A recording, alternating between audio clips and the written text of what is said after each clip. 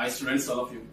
Today let's discuss a very important topic from NEET perspective, and that's called as locomotion and movement.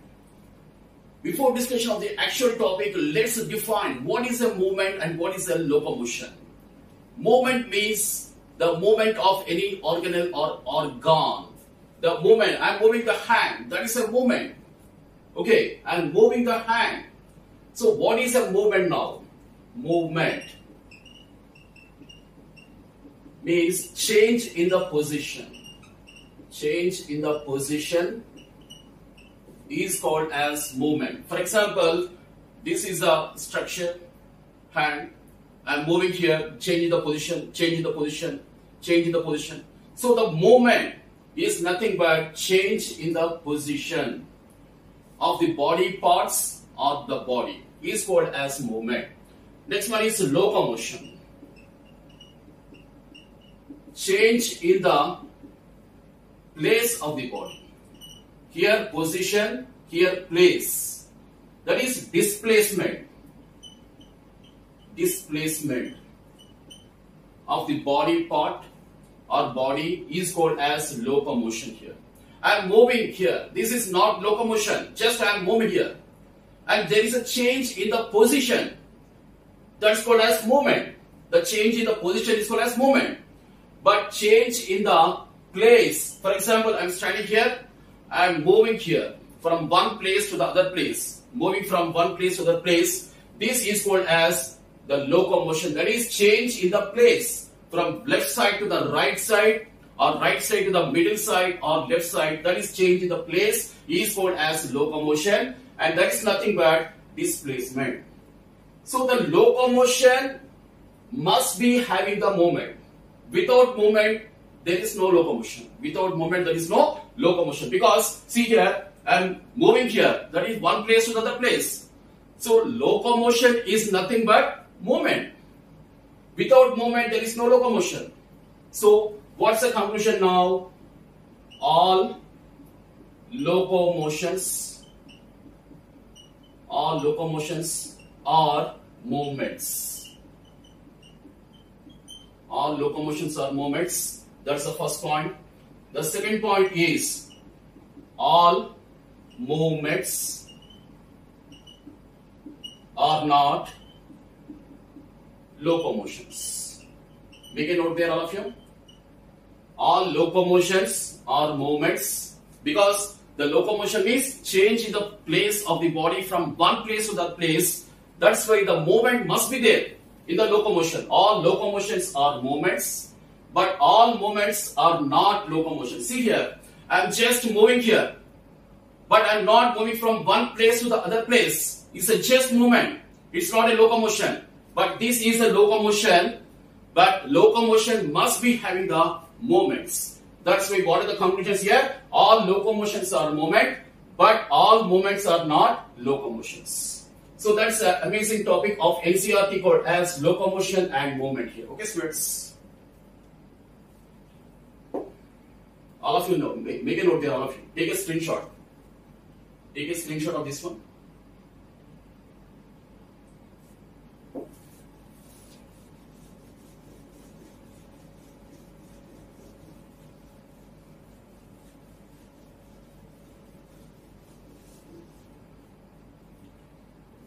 So in NEET, almost 2 to 3 questions will appear here. This very important chapter. 2 to 3 questions in the direct NEET questions from NCERT. Okay, I'll be, wherever the NCERT crucial points are missing, I'll be discussing the between the NCERT lines as well here. Because I had to explain the most important points without missing a single point, isn't it? So all of you, 2 to 3 questions from this chapter. So before discussion of the actual topic, let's discuss the different types of movements. Different types of movements in the simplest organisms. For example, protozoans are the simplest organisms.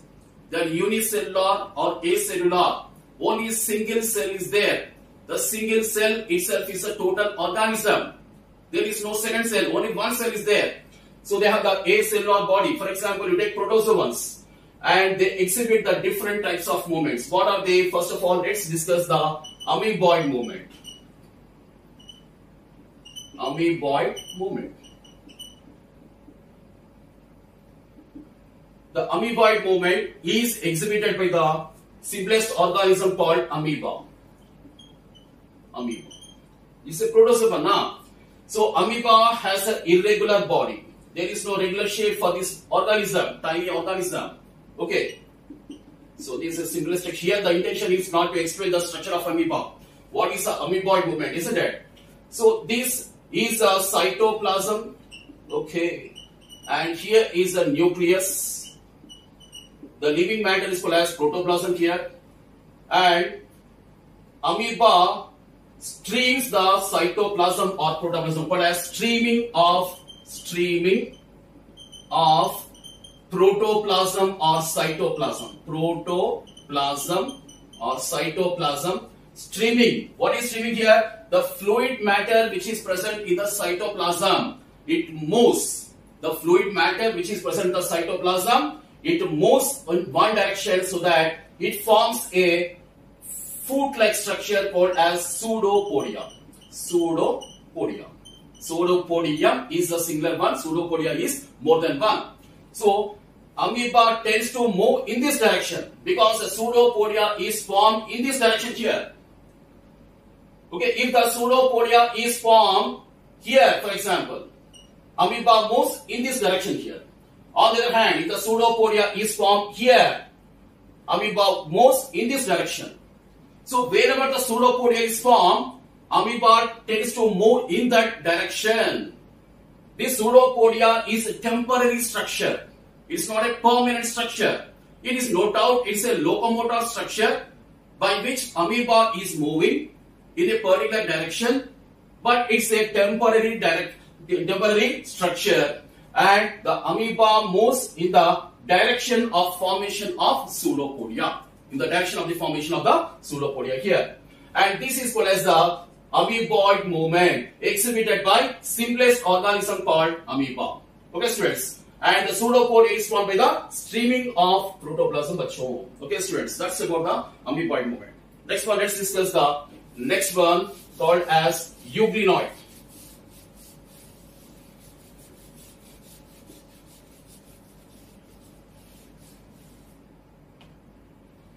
Euglenoid movement or flagellar movement, you can say. Flagellar movement, more precisely, flagellar movement. That's exhibited by all the flagellates. Flagellates are the protozoans, isn't it? Example, euglena. Example, euglena. Flagellar movement is exhibited by flagellates. Example, euglena. Next one, number 3, ciliary movement. Ciliary movement is exhibited by another type of ciliates called as, here another type of protozoans called as ciliates. Ciliary movement is exhibited by another type of protozoans called as a ciliates. Example, paramecium. Paramecium. Very common example. Slipper-shaped animalcule called as paramecium. They possess a cilia. Here like this, for example, here, totally here. Isn't it? These are the cilia. Here the intention is not to explain the structure of paramecium, isn't it?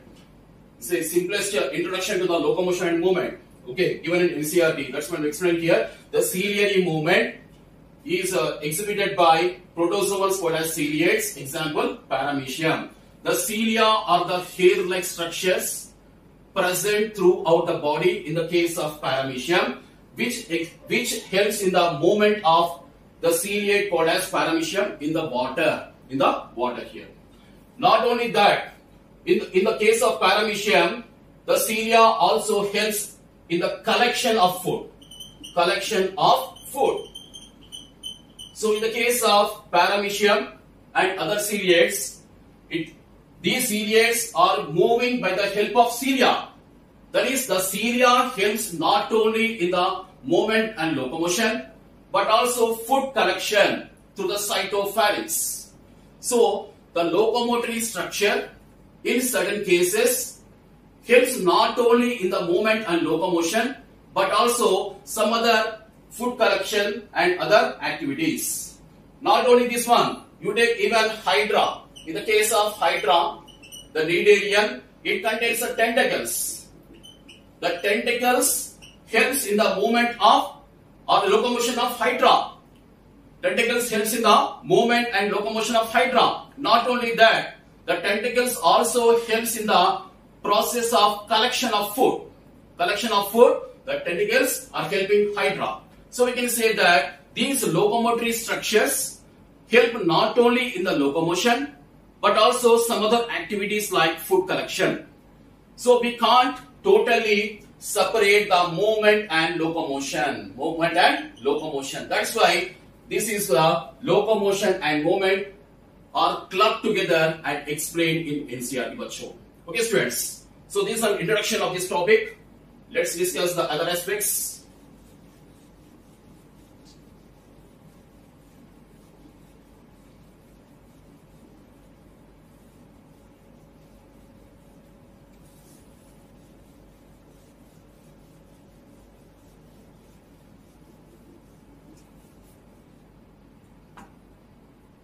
So whatever the locomotion and movement is determined by, number one factor is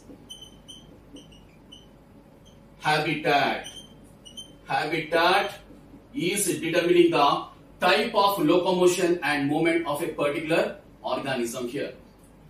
Now this actually the movement is exhibited not only by the animals but also by the plants.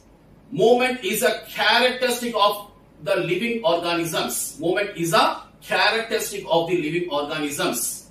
The plants can move. There is a movement of the tree branches.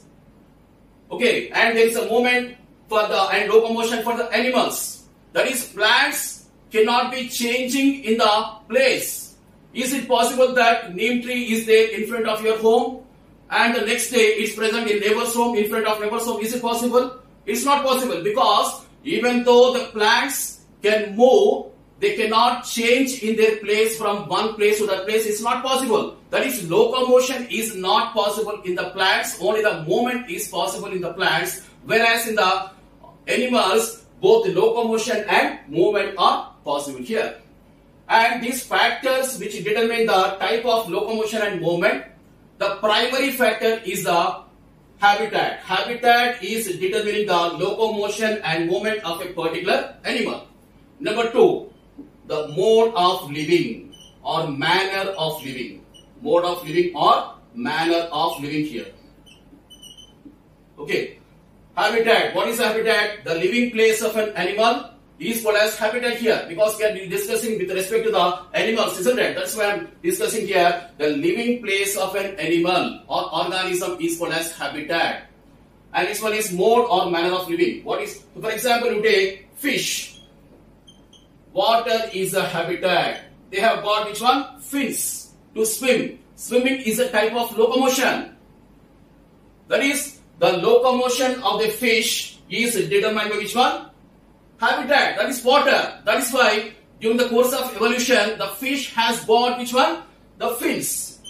The fins to swim in the water. And next one is you take birds. Aerial. That is, they can fly. With the wings, they can fly. Isn't it? Next one is you take squirrels. Arboreal. What is arboreal? Tree dwelling habitat. They lives on the trees. So and so locomotion. More so and so locomotion. That is, the habitat is determining the locomotion and movement of the particular animal. That's the conclusion. And also manner of living is also determining the locomotion and movement of a particular animal. Whatever the habitat or manner of living may be, or whatever the locomotion and movement may be, this locomotion and movement in a particular animal has the principal functions. What are the functions of locomotion and movement? What are the functions of locomotion and movement here? One is location. Location of food. First of all, the primary one. Location of water. Location of sexual mating, that is mates. Okay, these are the principal functions, and also to escape from predators. Escape from predators or enemies. Number 3, migration. Migration to escape from the harsh climate. Okay, and also some other activities like here, and also breeding here. Breeding is also other important function. Breeding and also etc. here. So location of food. The animals are moving here. They are moving from one place to that place in search of food, water, and also mating. That is to participate in the sexual intercourse, mates, or opposite sex. Next one is to escape from the predators. Okay, you might have seen in Animal Planet, the tiger is after the deer. The tiger is desperately chasing its food called as deer, and deer is escaping from the tiger with the help of his legs. That is, the escapism is there here to escape from the predators and enemies, and migration principally of the birds. For example, take Siberian crane. It migrates to escape from the severe winter from various parts of Siberia, and it migrates to a wonderful country called as India to escape from which one? Harsh climate in Siberia. That is called as migration. That is movement of an animal from one place to the other place is called as migration. So migration also, there is a locomotion and movement here. And breeding, that is process of mating and what is that? Egg laying, for example. And also, okay, oviparous habitat, that is egg laying. Viviparous, that is giving birth to the young ones. That is breeding purposes also. The animals are moving to the safer places here for the purpose of breeding also. And various other functions are assigned to the locomotion and movement here, whatever the habitat and mode of or manner of living may be for the particular animal. Now let's discuss the other aspects.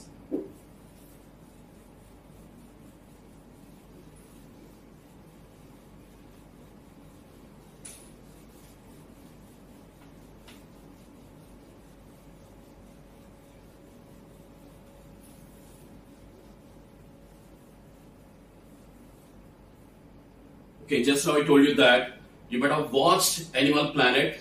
A tiger is after the deer. Deer is its food. Tiger wants to chase the deer, but deer wants to escape from tiger. Deer is desperately running to escape from tiger. And that's possible by the locomotion and movement, bachon. That is the defensive adaptation here. Whatever the reason may be here, what is happening? The deer, for example, analyze here. Deer is running desperately for its life. What's happening here? Come on, tiger is after you. Come on, you deer. Come on, jump. It says here, which is directing here? The brain of deer is, the nervous system of deer is totally directing the limbs, the muscles, the bones of deer to run, jump here. Which one is directing here? The nervous system here, that is neural system. Neural system is directing which one? Muscles.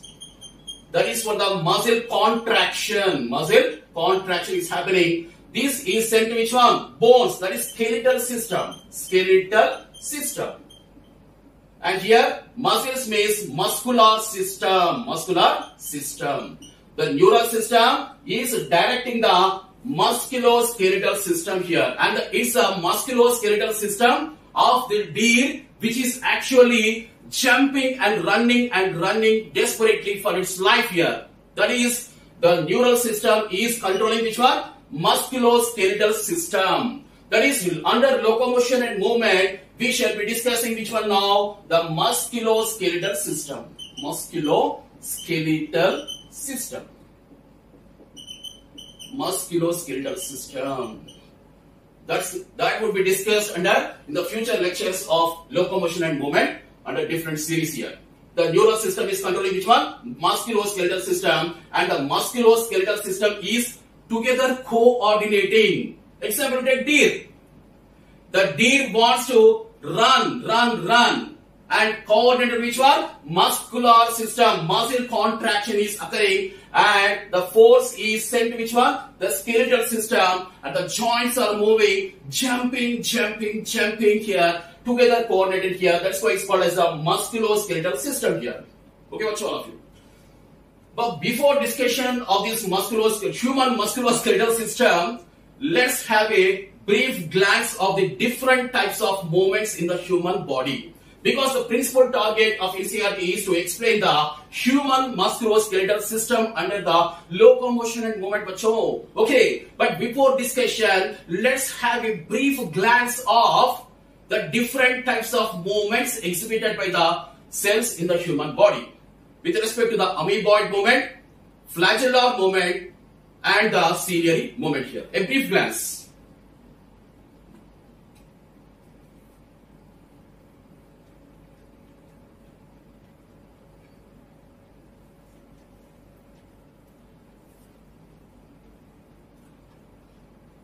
So, movements in the human body, here, human body. Okay, bachon. The movements are classified broadly into two types. One is called as non-muscular movements. Non-muscular movements. Other is the muscular movements.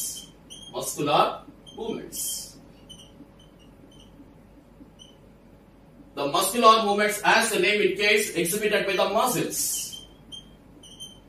Okay. And here non-muscular movements exhibited by different cells.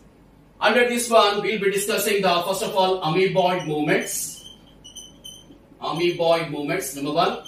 Number two, flagellar movements and ciliary movements. These are the non-muscular movements, three types here. What is that? Amoeboid movement, flagellar movement, and ciliary movement. And muscular movements exhibited by the muscles. This we'll be discussing later on. First of all, let's have a brief glance over the amoeboid, flagellar, and ciliary movements. Okay. Okay, discuss here, no problem. First of all, amoeboid movement.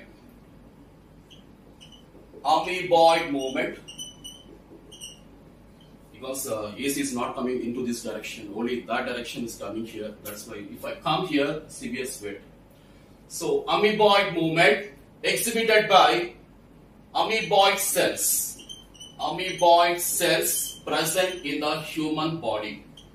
Amoeboid movement exhibited by amoeboid cells in the human body. What are the amoeboid cells? One is the, what is that? Macrophages and also leukocytes. That is WBC. White blood corpuscles or leukocytes, and also the macrophages. These are the amoeboid cells which exhibit the amoeboid movement in the human body. Okay, students.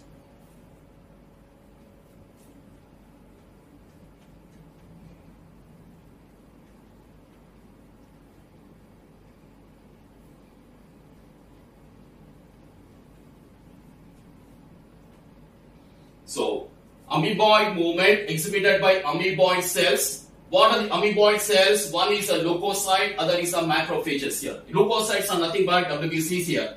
Examples of WBC, what is that? Examples are monocytes. And which form the mononuclear phagocytic system.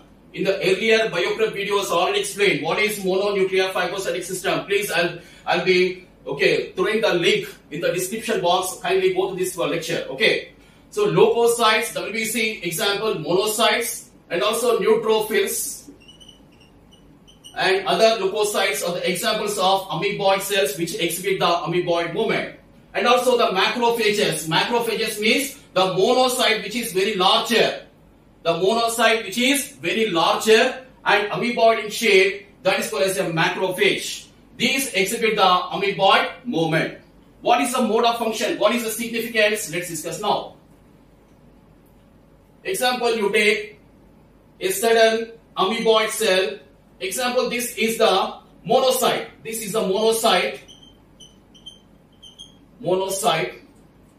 This is an amoeboid in shape. There is no regular shape for this one. So it's very easy for me to draw this diagram, bacho. Okay. So this is the amoeboid cell called as monocyte. Okay. What is its function? It is present in the blood because these are the blood cells, isn't it? Formed elements. So present in the blood. And when it sees the bacteria, will it stay? What will it do? This is the bacteria, for example. What is this one? Bacteria. Okay, monocyte is seen here like this. More bacteria is coming. Will it spare? No. The moment it sees the bacteria, it spreads here like this. It spreads its pseudopodia like this here. Because pseudopodia is a temporary structure, I told you, isn't it? It spreads its pseudopodia in this direction here, like this. Because streaming flow of protoplasm, cytoplasm, here pseudopodia form. This is one pseudopodia, here pseudopodia. And here is a bacteria here, isn't it? After which, this one is totally surrounded. See here, this is surrounded here like this. And bacteria is inside. This process is called as engulfing and killing here. Engulfing. This process of spreading its plasma lemma here pseudopodia and totally circling this bacteria is called as engulfing. After engulfing, what happens? The bacteria is killed here. Bacteria is killed. So this process of engulfing and killing the bacteria is called as phagocytosis. Phagocytosis. So what is phagocytosis, bacho? The process of engulfing and killing the bacteria by a phagocyte, here called as monocyte, is called as phagocytosis. In this way, the human body is saved from bacterial and other microorganism infections. So this is a amoeboid cell called as leukocyte, here called as monocyte, we have discussed here. It is a phagocyte because it is eating. What is a phago? Phago means eating. Cyte means a cell. A cell which eats the other cell is called as a phagocyte. Is called as a phagocyte. Cyte means cell. Phago means eating. So this one is eating the bacteria. That's why the monocyte is called as a phagocyte here. And other phagocytes examples are macrophages, neutrophils, blah blah blah. Many are there in the human blood here. In this way, the body is saved from bacterial infections because it exhibits the amoeboid movement. Here, this is called as amoeboid movement here. So next one is flagellar movement. Let's discuss about the flagellar movement.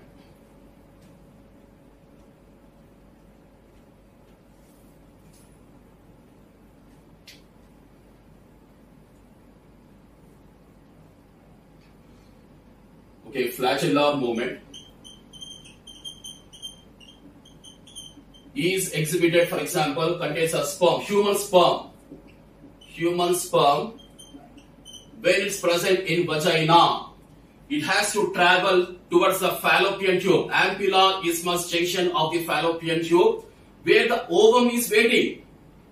Okay, the sperms are present in vagina. The fluid present in the vagina. In this fluid medium, the sperm swims by the help of flagella. That is called as flagellar movement. So in the human body, the flagellar cell is there, that's called as human sperm, which exhibits the flagellar movement also. And the third type of movement here called as, very important from need point of view, that's called as a ciliary movement. What is this called as a ciliary movement here?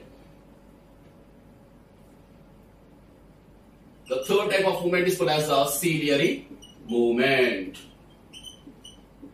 And different ciliary cells are present in the human body. What is that? One example, first example here. Ventricles of brain. Ventricles of brain. And central canal of spinal cord. Central canal of spinal cord.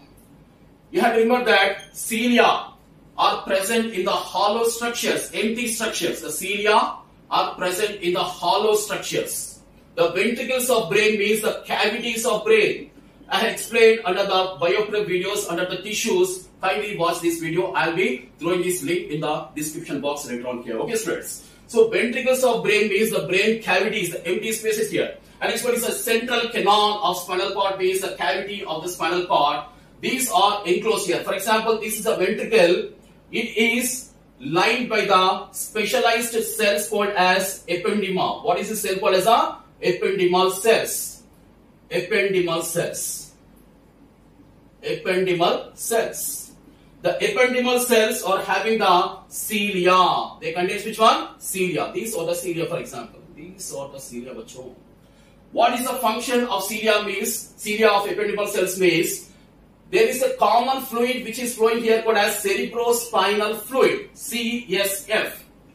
Cerebrospinal fluid is a common fluid flowing throughout the 4 brain ventricles, because the ventricles of brain are 4 in number, which are explained under the neural control and coordination, not now, isn't it?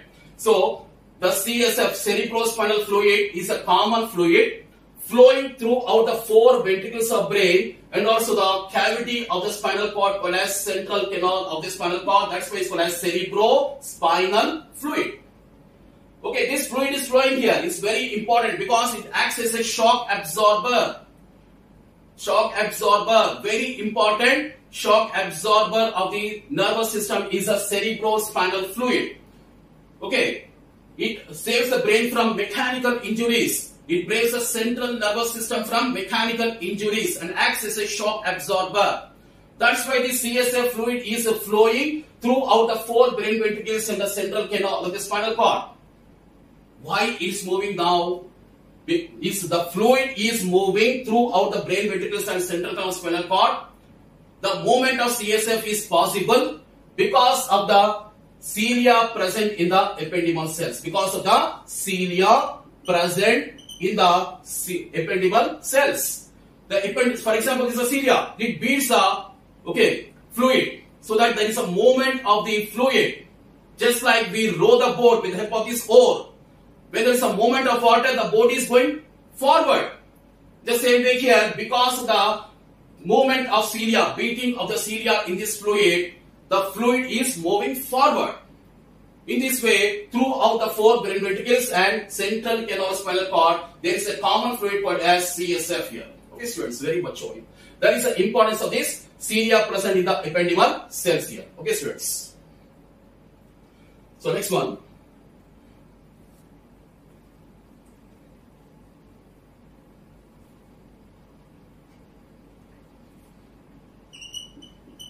Fallopian tube. Fallopian tube, nothing but oviduct, part of the female reproductive system. Female reproductive system is called as fallopian tube here. Okay, here not the structure is not to explain total fallopian tube. This is the fallopian tube. Here is the ovary. The ovary releases the ovum. Okay, and here conducted by which one? Taken by this is the fallopian tube. Okay, and the ovum is connected to which one? Ampulla isthmus junction of the fallopian tube, because this is having the medium, fluid medium. This entire structure is having the fluid medium, and the fluid medium is having which one? The cilia. The cilia are present here. These are the cilia. The cilia beat the fluid medium so that the ovum is conducted in the forward direction. Okay, students, that's the importance of fallopian tube. And the cilia are present in which one? The columnar epithelium. Simple columnar epithelium. Important point. Simple columnar epithelium. Simple columnar epithelium is present in the hollow structure called as fallopian tube. And the fallopian tube also contains the fluid medium. When the ovum is conducted, how? Because the beating of the cilia present here of the simple columnar epithelium, the ovum is conducted forward here. Okay, students. And various other muscular contractions are also there, but here the explanation is confined to which one? The fallopian tube, simple columnar epithelium here. Okay, students.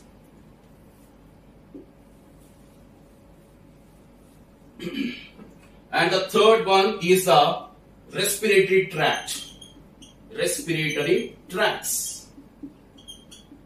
Example, trachea, the windpipe, and also bronchi. they contains a pseudo-stratified ciliated columnar epithelium.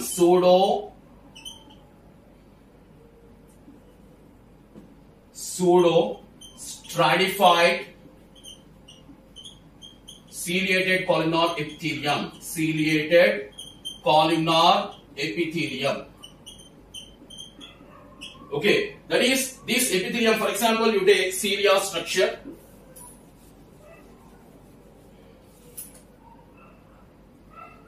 So this is a cilia. Here is a larynx here. Okay, I am drawing here a rough diagram here. This is a larynx. Okay, this is the trachea. Here are the bronchi. This contains which one? Goblet cells. Mucus secreting goblet cells are present in the trachea and bronchi. Okay, they secrete, goblet cells secrete which one? Mucus.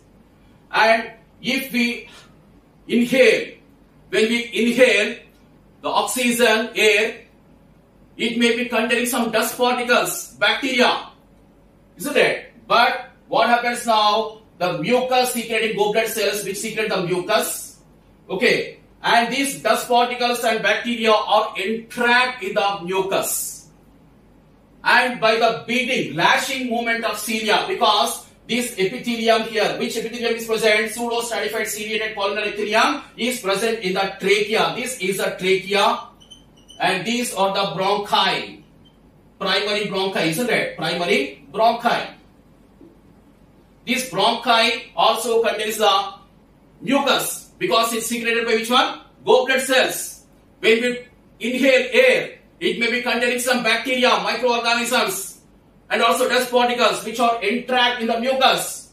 And mucus is moving by the help of which one? Lashing movements or beating movements of which one? The cilia present in this epithelium called as the pseudo-stratified ciliated columnar epithelium. That's the function of the epithelium present here. Because it contains the cilia. That's a movement. That's a function of cilia present in this respiratory tract. It's no doubt it's a defensive mechanism. Defensive mechanism here. Defensive mechanism which is operating here. So these are the different non-muscular movements. One is the amoeboid movement, flagellar movement and ciliary movement. Now let's discuss the actual topic called as muscular movement. Okay, muscular movement. Today I'll be giving the introduction here. Okay, students.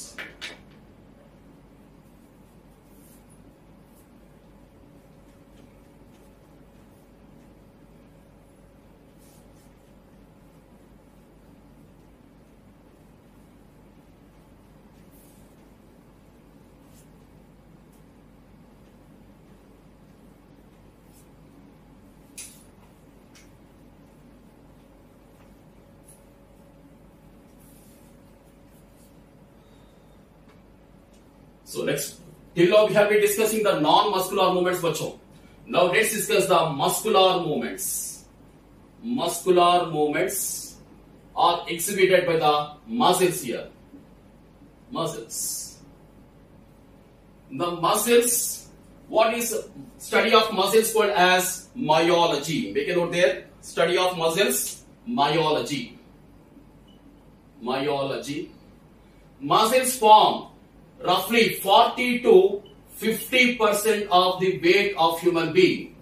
For example, if a person is of 100 kgs, his muscles contribute 40 to 50 kgs here. You're following? That is, they contribute 40 to 50% of weight of humans here. Weight of humans.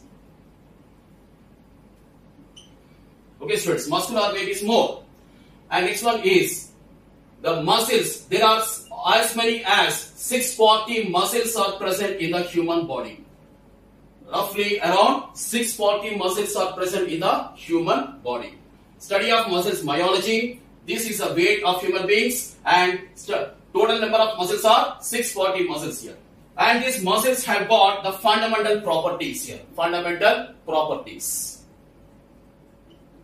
All the muscles have got basic properties here. What is that? E. Enough. Triple E. One is excitability. Excitability. That is ability to undergo excitation. Ability to undergo excitation is called as excitability. All the muscles, they undergo excitation. Without excitation, there is no contraction. So the fundamental property is excitability, all the muscles. Number 2, elasticity. Elasticity is there for the muscles. You're following? See here. So muscle is here having some sort of elasticity is there. And next one is extensibility. Extensibility is also there. They can be extended. Okay. Athletes are the very living proof of this extensibility of the muscles. There is some flexibility is there for the because of the elasticity and extensibility, because of which we are bending here. There is a movement. Why? Because of the elasticity and extensibility here. Okay, bacho. And most important thing is contractility. Contractility. That is the ability to undergo the contraction. Is called as contractility and relaxability here. Relaxability. These are the fundamental properties of all the muscles, bacho. All of you make a note of this. Take a screenshot.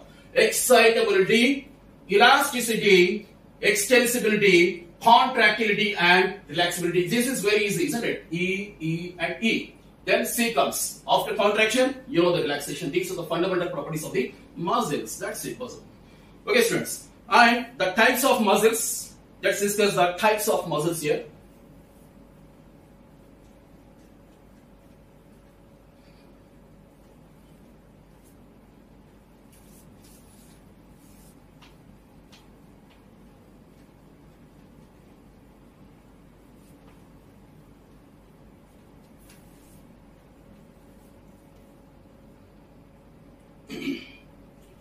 So types of muscles, basing on given in NCERT, one is basing on location, where the muscles are located. First of all, location. Next one is what's the structure. Structure. And various activities. That is regulation of activities. Regulation of activities. Location, that is where the particular muscle is located. Next one is what is the structure and shape of the muscle, and what is the regulation of activities means the functional aspects. The functional aspects are called as here regulation of activities here. Basing on this criteria, there are 3 criteria by which the muscles are classified. These are the criteria by which the muscles are classified here into 3. The types of muscles. One is the striated or skeletal muscle. Skeletal muscle. Number 2 is the unstriated muscle or visceral muscle. Visceral muscle. And number 3 is the cardiac muscle. Cardiac muscle. See here the location. Because the skeletal muscle is associated with the skeletal body parts. That's why they are called as skeletal muscles. And visceral muscles. Why? Because these muscles are present in the viscera. What are viscera? Yes, after typing the comment box below first. Viscera means the internal body organs like stomach, duodenum, kidney. All these are internal body organs, and they have which one? Visceral muscles. And cardiac muscle, very specialized muscle. What is that? All of you type in the comment box below first. Cardiac muscle is a specialized muscle present in the heart. Is called as a cardiac muscle, bacho. Okay, these are the types of muscles here, and let's have a brief glance over this one. And tomorrow I'll be discussing the detailed structure of skeletal muscle. After which I'll be discussing the contractile proteins in one shot here. Okay, but very important thing is all of you please subscribe, like, share, and comment is very important for the growth of the channel here. Okay, students, all of you. So skeletal muscle,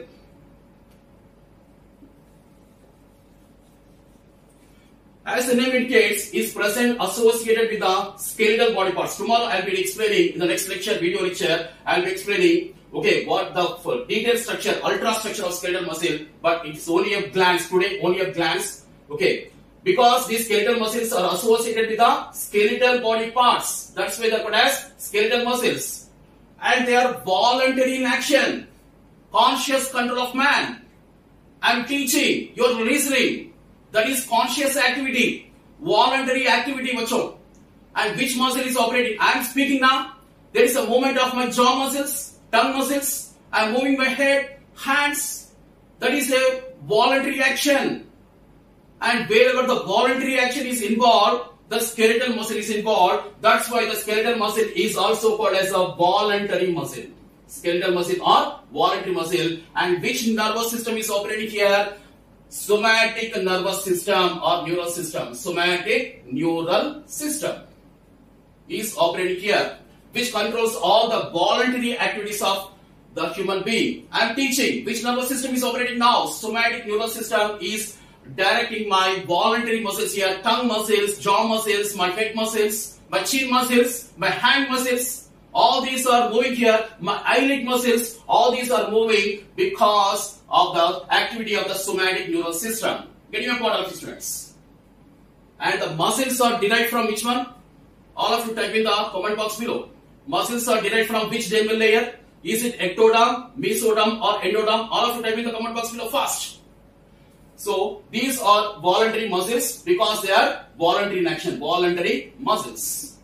Next one, they contain the striations or stripes. When we go to the detailed or ultra structure of this muscle, various stripes. What are stripes here? These are the stripes or striations.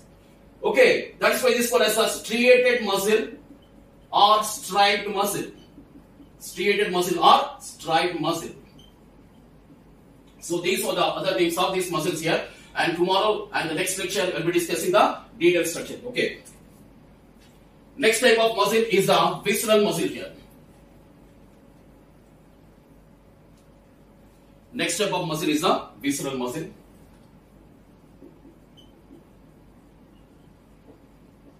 The visceral muscle, as the name indicates, they are present in the viscera. Viscera means internal body organs like stomach, from esophagus up to the rectum. The smooth muscles are operating, that is visceral muscles are operating here. The pharynx contains of voluntary muscles, whereas right from esophagus up to the rectum, they contain some visceral muscles or smooth muscles, bacho. And also some other organs like lungs, etc., etc. Also, all the internal visceral organs, they contain some visceral muscles here. And they do not, here they have the stripes or striations, but here the striations are absent or stripes are absent. Striations or stripes are absent. That's why they are called as a non-striated muscle. Non-striated muscle. Non-striated muscle. Also called as a smooth muscle. Smooth muscle. Why? Because it's very smooth. Why it is smooth? Because here striations or stripes are absent. It's very smooth. Okay, that's why it's called as smooth muscle. And it's also called as involuntary muscle. Why? Because without the conscious control of man, for example, I'm teaching, but I'm taking oxygen, giving out carbon dioxide. It's an involuntary activity. Am I saying that, come on, oxygen, you get inside? Am I saying like this? No. It's operating automatically, involuntarily, without the conscious, my consciousness is not operating here. This involuntary action is operating here. That's why it's called as involuntary muscle. Involuntary muscle here. Involuntary muscle. And which nervous system is operating here? Autonomous nervous system, which is automatic here. That's why autonomous nervous system. Whereas here, in this case, somatic neural system, because voluntary muscles, voluntary action. Whereas here, involuntary muscles, involuntary action. That's why autonomous nervous system or autonomic nervous system is operating here. Okay, students. Next one, the third type is called as cardiac muscle. We'll be discussing here now.